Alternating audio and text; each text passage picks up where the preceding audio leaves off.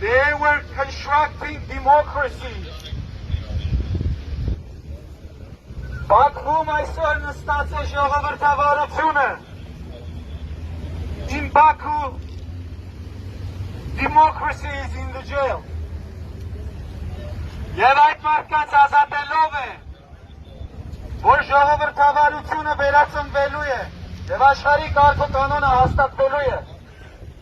And freeing these people, democracy will return.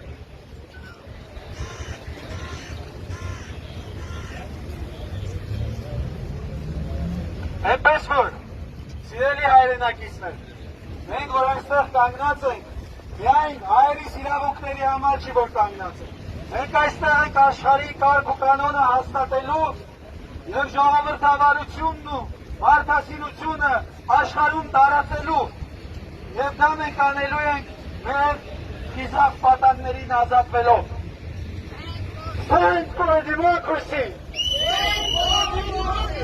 Stop your atrocity!